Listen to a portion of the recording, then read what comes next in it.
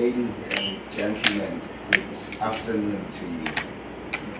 Maybe to just acknowledge the program director and the chair of Sabina, Mr. Watson. I am very, very humbled by this invitation, and it is a community that I really respect. It is a community that I think is an essential part to the maritime sector, a very essential part to the future of the sector, its sustainability, a very essential part in ensuring that South Africa continues to feature in maritime discussions. I think all these associations, professional associations, institutes, etc., become that essential to any country that seeks to find a space in this maritime discourse. Graham, if you didn't know, when I was appointed as a technical manager in Port Elizabeth, I had a principal officer there. His name was the principal officer in Port Elizabeth, Brian Colnut, and he had invited me to Simena, and so I am a member of the Port Elizabeth chapter. I hope my dues have been paid. But ladies and gentlemen, before I speak to the subject for the day, I thought it would be appropriate, firstly, to just strengthen the message that links Samsa with the maritime sector, and particularly with Samina. It is important that we continue to strengthen that message, to say Samsa wants and would love, as I'm saying, these professional organizations to keep going, to be there. And it is for that reason that we do all we can to get our professionals to affiliate to, in particular, Salina in this instance. We do that because Samsa has been reviewing its strategy, refining it if you wish. And the latest review places Samsa in the middle of the country's effort to make South Africa an international maritime center. And what we have done in that regard is to even put a date to it, to say in line with the National Development Plan of this country, South Africa will be a maritime center by 2030. We also have tried to figure out just what this means to be a maritime center of the nation, as a nation. And we've said you have two areas that you need to balance. The first one is to have a professional maritime administration, which Samsa is. On the other side, it's to ensure that this country has got a very vibrant maritime sector. Now, the discussion today can be located as in the part that Samsa seeks to become a professional maritime administration. I was having a discussion earlier with the team that's looking after the sector development. And I was saying to them that this country has so much opportunity, but the role of Samsa is to assist the country to distill those opportunities, to ensure that the country understands just what potential it has. That team has assisted us to think through the initiative that we started about 3 years ago, that of the offshore bunkering sector. When we were in this area some 4 or 5 weeks ago, we were talking to this low sulfur fuels, which is a discussion that I know really interests you, the community. And I was saying there, we will comply with what needs to be complied. We'll give full effect. I hope we can get the legislation right, but I'll talk about that just now. Nonetheless, we will give full effect to the new low sulfur regulations. But I was saying to those energy people in the room on the day that we've created this offshore bunkering station, and it is my view that we need to continue to look at what else can we do and where else. But with the oil and gas discussion, there perhaps exists another opportunity that you might just find an LNG bunkering station attached to that offshore bunkering station in Port Elizabeth. And those people that were in the room on the day, I said, go think about it. And if we think it can happen, let's make it happen. But I've got people that have guided me, and some of them are in this room. And I will acknowledge Captain Oketrapo. He's my dad. He shouts at me all the time. And it is those people that give us all these ideas. And those people that have really given us the craziest of ideas that we have thought, let's try it. Can it work? Can't it work? And it is my view that the collective in this room, if all of you gave us the ideas that were to give us a vibrant maritime sector in some future, then we have something to talk about. Beginning of the year, we had a maritime risk workshop in Devon, and what came out there was the need for Samsa to have the capacity it requires in order for Samsa to make sure that we manage the maritime risk of this country. Now, I understand that Samsa is part of government, and our processes can be very, very frustrating. So we came up with a wish list out of that, tried to envisage an implementation plan, and it is my view that we are on course to give full effect to that implementation plan. The one part that came up very strongly on the day, over the 2 days rather, was the need for appropriate human capacity. So I said, if we're going to be repositioning this country, and if we're going to try and play the leadership role that we need to as a Samsa, just what human capacity do we require? And at the time, Captain Campbell, whom you all know, was going into retirement. He had gone into retirement. So we took the time to look, who else can we get to find that role? And we made an appointment in the name of Captain Keller to become the Deputy Chief Operating Officer in charge of the technical side of things.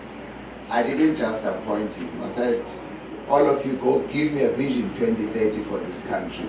They came back with drones that could be used, with satellite-based technologies that will require, with a whole host of things that I think if we can implement, which I know we will implement in the near future, are likely to somewhat get us back on track in terms of the maritime capacity that we require.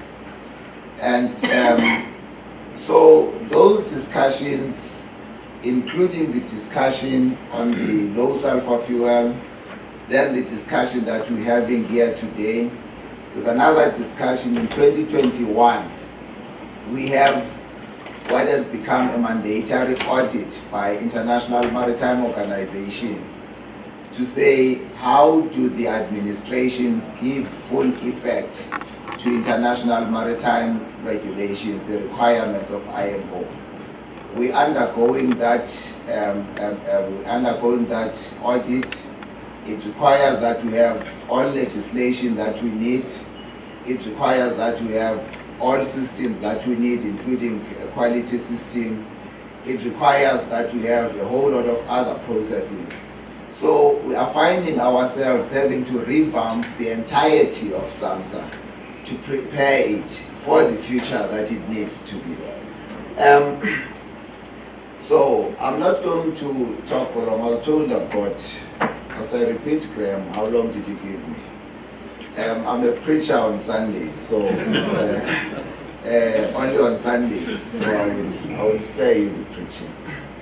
Now, I think the background is well known in this room, that you've got a whitelist, and there's a process that IMO followed to get to that whitelist.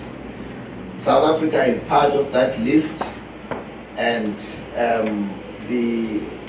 what transpired there, maybe to give the background, is HTW, which is the subcommittee of the Maritime Safety Committee of the IMO. They went and produced a list of countries that have reported on how they give in full effect to STCW. And on the published list, South Africa was not there. Now, MSC in December 2018 received that report by the Secretary General pursuant to Regulation 17 of the STCW Convention. And that report was in respect of this STCW party information for those parties that have not fully been evaluated previously. Now, that subcommittee produced a list. That list had left out about 2/3 of the flag states. And again, as I was saying, the process that was followed to produce that list was not in terms of IMO requirements. And we'll come back as to how South Africa got to be left out of that. Now, if the list stood as it was accepted, obviously we would have a much bigger problem in terms of the recognition of our seafaring qualifications and all the implications that, that come with it. Now, that list, and I'll come back to this.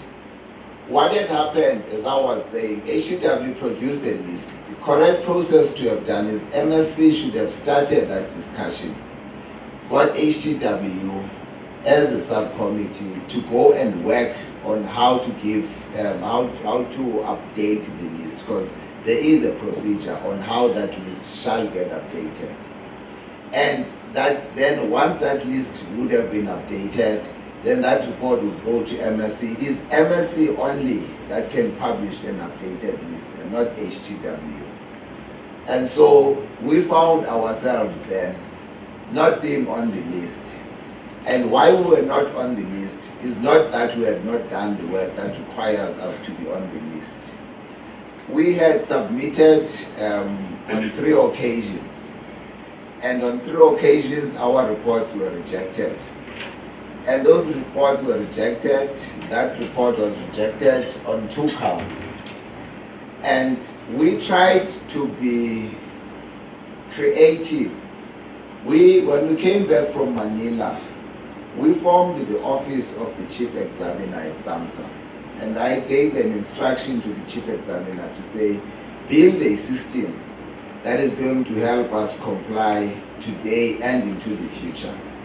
Now, there was an earlier requirement that parties must have a quality management system, must give full effect to the Manila amendments to the STCW Convention.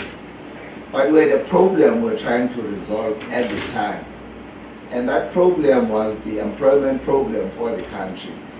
So we also gave an instruction to the chief examiner to say that while you're working at giving full effect in the regulations, do allow for what we call the recognition of prior learning. And what it essentially means is that all the strands that constitute the non-STCW regimes must find a way of getting into STCW. So if somebody started off in the fishing industry, or if somebody started off with the Navy or port operations, we needed to build a system that allows them to get into the STCW. When we made our submissions to IMO, they did not understand that part, which was very unfortunate. And we thought we could reason with IMO because we didn't see anything wrong that we would have done there.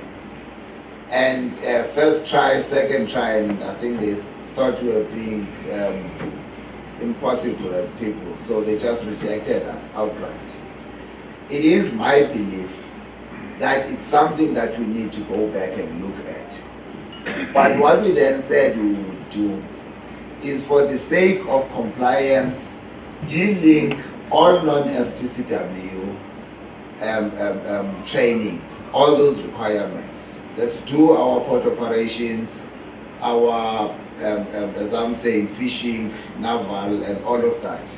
Let's de-link it, and let's then end up with what IMO requires.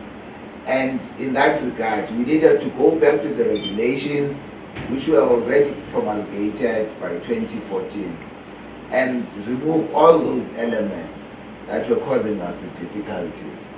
That was the one part. The second part was the quality standards that were not in place. Now, you had a difficulty because the quality standards must talk to the regulations as you have it. And that is the area that we dropped the ball. I went out publicly and said, this is the area we should not have been found wanting on.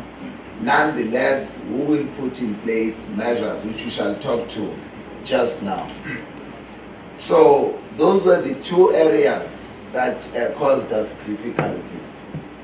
Now, I've spoken to this timeline as we've got it on the board.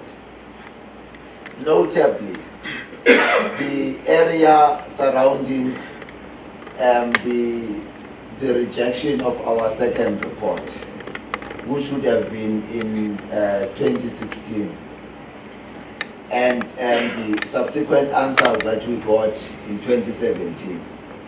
In the meantime, the European Maritime Safety Authority, can I get some water, please? They did an independent evaluation in terms of their own recognition requirements of the South African seafarers. They gave us the gaps that we were worried about, and the issues they raised are the same issues that were raised by IMO competent persons. So what we then did, we took that EMSA report and we took what comments we had gotten out of the IMO competent persons, and then we put together a project plan. Now that project plan would have given us a timeline that we were going to work to correct this until HTW produced that list at around April of this year. And that's where the whole industry got quite worried. Now, in our timeline, we had determined that we had enough time because we knew what needed to be done. We knew what elements needed to come out so that IMO was happy. Once those elements had come out, we knew that what we would need to do, it can't be wine, it must be water. Juice. No, I don't want to start towards the end here because I don't know what happened to me. So, as I'm saying, once HTW started an initiative that threw the whole thing out, in fact, what it did was to introduce a great deal of panic.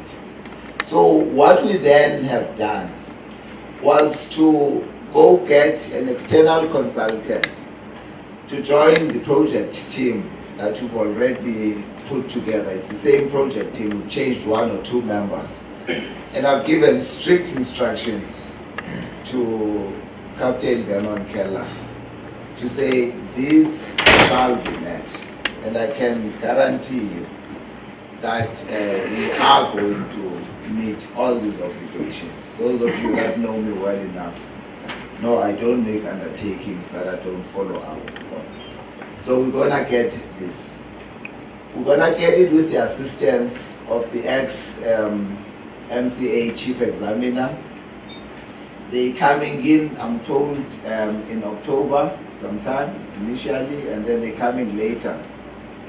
And I've got a team today, I saw them earlier, that is putting together a quality management system.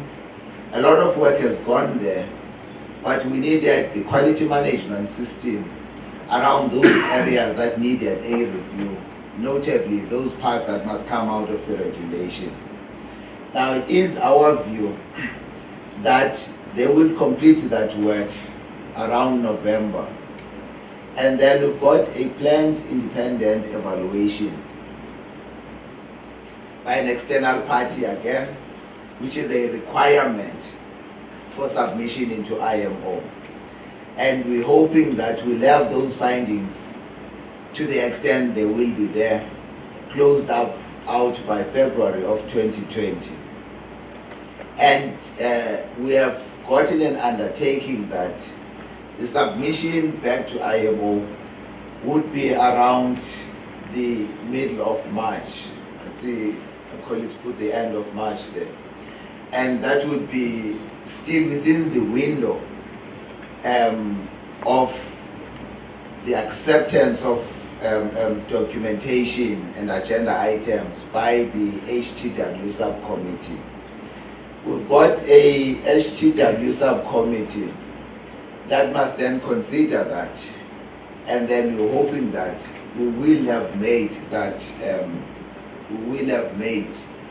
cut off, because once HTW accepts that, then they need to send a full recommendation, and by that time we would be on the list. And this was our original timeline. MSC will discuss this by November of 2020, and that is the time we need to have complied with all of this. So it is my view then that